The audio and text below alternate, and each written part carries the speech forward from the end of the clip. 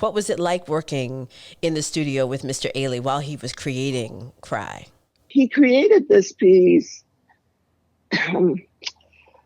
in something like 8 days or less because it was spilling out of him and he was feeding me information.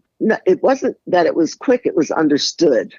So that's why I call Mr. Ailey my spiritual walker, because he didn't have to say anything to me half the time, most of the time. So, for instance, there's a silent scream in the second section of Cry where the woman's sitting on the floor. Her legs are splayed and her arms are reaching for air. And the suggestion was of a Life or Look magazine, I'm not sure which one it was, the cover of it was a woman doing exactly that in the Biafran War. She was sitting on the earth with her baby right there, in between her legs, sitting down, crying, and her arms were outstretched that way. He needed not to say anything more than that. Or with the scarf that you see wrapped around the head or used as a shawl. He didn't say anything about, this is dedicated to all Black women, especially our mothers. Whoa! He didn't say that. Thank goodness I didn't know that.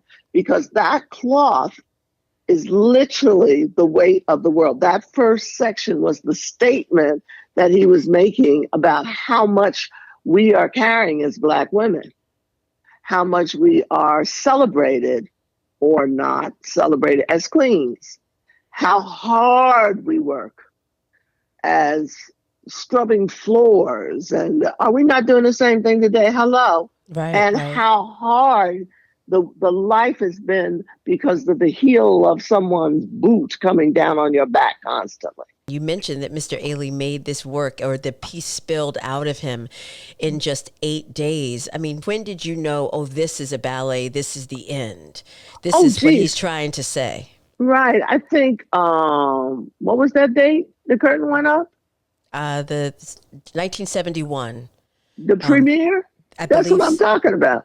When he did that, You when say he, it on that day. I'm telling you, even up to the costume, because the music would be finished. He finally found Alice Coltrane and something about Coltrane, and I had worked with the scarf,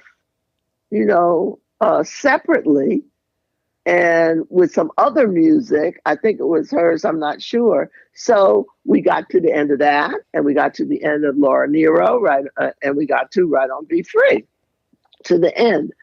That I ran it from beginning to end. That was on the premiere. I was going to ask you that question That was the too. premiere. I never ran it from beginning to end until the premiere. If I had known how hard this dance was when I was doing it the first time I went out, I wouldn't have come out on the stage, period. But that's that whole gift that Mr. Ailey gave us, our faith, that you're not doing this by yourself. Because if I was doing it by myself, after I couldn't feel my legs from the waist down in the third section, then I wouldn't have gotten through this. I didn't know what it was about. I knew this man was churning out movement. He would give me images and make it absolutely vital to what was going on in my life at the time and what was going on in the world and in the company, all of that, to make it true, to make it ring true. And that was his genius.